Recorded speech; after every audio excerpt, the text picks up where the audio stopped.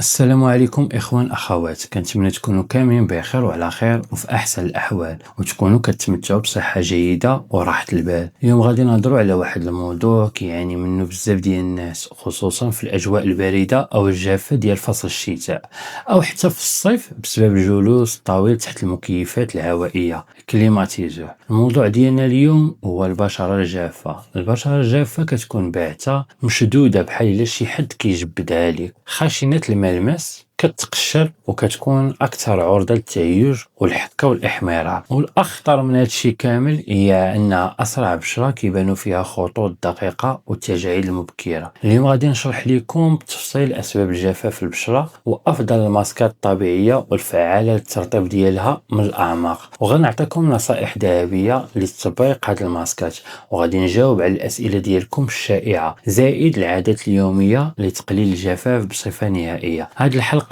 غتكون شاملة ومفصلة وفيها كلشي اللي خاصك باش ترجع البشرة ديالك ناعمة والنظرة ديالها مشرقة، فتبعوا معايا بتركيز من البداية حتى النهاية.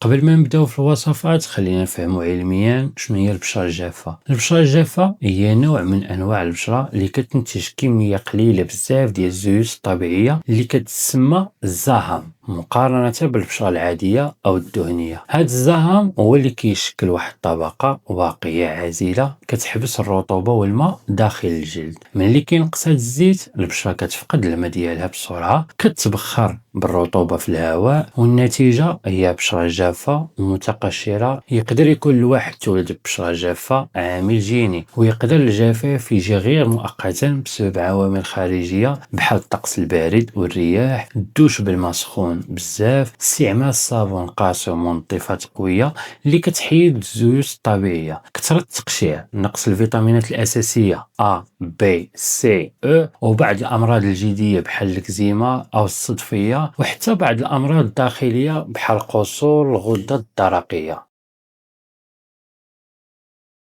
دابا ندوزو لأفضل الماسكات الطبيعية للبشرة الجافة اللي كتغذي وكترطب وكتصلح الحاجز الواقي ديال الجلد. الماسك الأول ماسك لافوكا والعسل. لافوكا هو الكنز الحقيقي للبشرة الجافة حيث غني بالأحماض الدهنية الأوميغا 3 و6 و9 والفيتامينات اللي كتصلح الخلايا التالفة وكتحفز الكولاجين. العسل الطبيعي كيتعتبر مرطب جاذب، يعني كيجيب الرطوبة من الهواء وكيسحبها لداخل. طريقة: معسي نص حبة ديال لافوكا طايبة مزيان بالفرشيطة، زيدي عليها ملعقة كبيرة ديال العسل الحر، خلطي مزيان وطبقي الماسك على وجهك، نقي لمدة 20 دقيقة، غسليه بالماء الفاتر يكون دافي شوية، كرري هذا الماسك مرة حتى 2 مرات في الأسبوع. إلا كانت البشرة ديالك جافة بزاف زيدي صفر بيضة أو ملعقة صغيرة ديال زيت اللوز.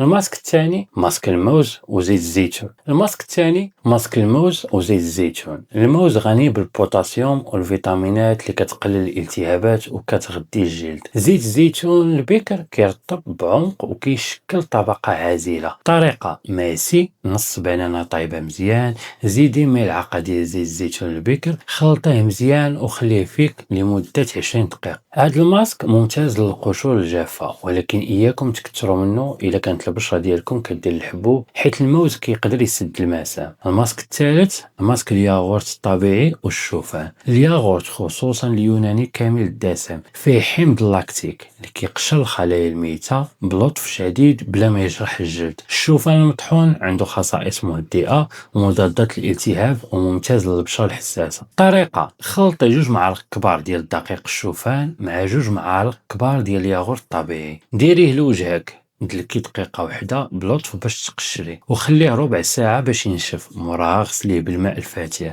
الماسك الرابع ماسك الخيار والجيل الصبار الألوي فيرا. هذا الماسك رائع للترطيب والانتعاش خصوصا إذا كانت البشرة ديالك جافة ومحمرة بسبب الشمس. الخيار كله ما وفيتامينات، الألوي فيرا كتهدن كترطب بقوة. طريقة: طحني نص خيارة منقية ومحيدة ليها الزريعة مع 2 معالق ديال جيل ألوي فيرا طبيعي، طبقي هذا الماسك على الوجه ديالك 15 دقيقة وغسليه. باش تنجح هاد الماسكات واستافدي منها 100%، هذه نصائح ذهبية عند التطبيق. أولا تنظيف الماسك كيدار على وجه نقي تماما من المكياج والأوساخ باستعمال غسول كريمي لطيف باش المسام تشرب المكونات مزيان. ثانيا بعدوا على المنطقة المحيطة بالعينين حيت الجلد تما رقيق وحساس بزاف. ثالثا ما تخليوش الماسك يفوت 20 دقيقة، إلا نشف بزاف غادي يبدا يمص الرطوبة من وجهكم بدل ما يعطيها لكم. رابعا غسلوا ديما بالماء الفاتر، الماء السخون هو العدو الأول للبشرة ديالكم الجافة. وخامسا وهي الأهم، الترطيب الفوري. مورا ما تغسلي الماسك وتنشفي وجهك بالطبطبة وبلا ما تسناي وجهك ينشف 100%، دهني كريم مرطب ديالك باش تحبسي ديك الرطوبة لداخل. العناية بالبشرة الجافة ما كتقتصرش غير على الماسكات، بل هي عادات يومية خاصنا نلتزموا بها. أولا شرب الماء الكافي، الترطيب كيبدا من الداخل. شربوا 8 حتى ل 10 ديال الكيسان ديال الماء يوميا باش تحافظوا على المرونة ديال البشرة ديالكم.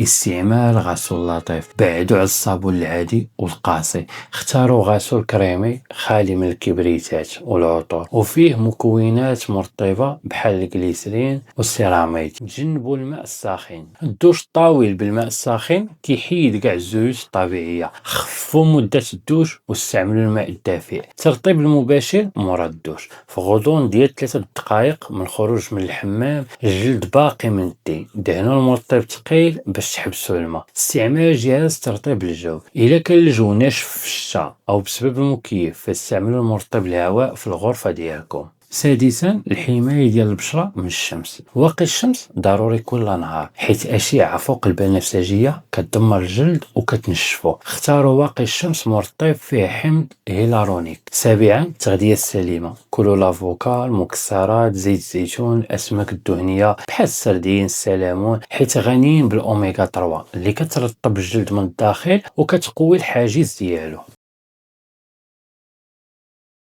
نجاوبوا دابا على الأسئلة الشائعة حول البشرة الجافة.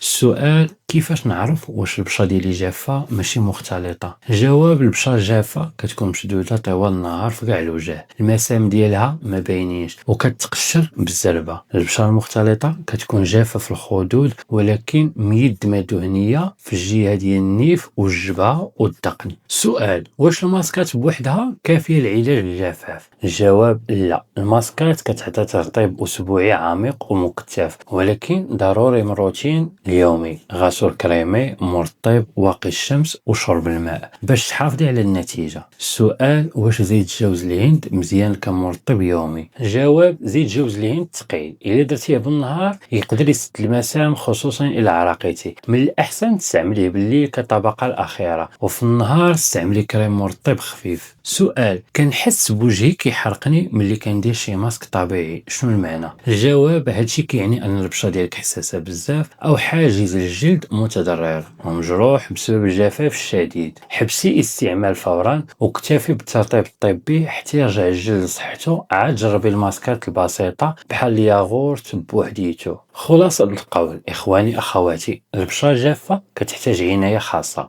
لطيفة ومستمرة. الاستعانة بالماسكات الطبيعية المغذية مرة حتى 2 مرات في الأسبوع مع التزام بروتين الترطيب اليومي قوي وصحيح وتجنب عوامل مهيجة بحال الماء السخون، الصابون القاسي. غادي يمنحك بشرة ناعمة، النضارة كاينة والمرونة اللي كتحلمي بها، وغادي يقويها من شبح الشيخوخة المبكرة والتجاعيد. تهلاو في ريوسكم وفي البشرة ديالكم وفي صحتكم، حيت هي المرآة لشنو كناكلو وكيفاش كنعيشو. إلا عجبكم هذا الفيديو استافدوا منه وما تنساوش ديروا لايك وتشاركوا في القناة إلا كنتو باقيين جداد، وفعلوا الجرس باش يوصلكم ديما الجديد ديالنا في عالم الصحة والجمال. بارطاجيو هذا المقطع مع احبابكم وصحابكم اللي كيعانيو من جفاف البشرة باش تعم الفائدة. شكرا بزاف على المتابعة الدائمة والوفاء ديالكم، ونتلاقاو فيديو جديد وموضوع جديد إن شاء الله. بسلامة عليكم وفي أمان الله وحفظه.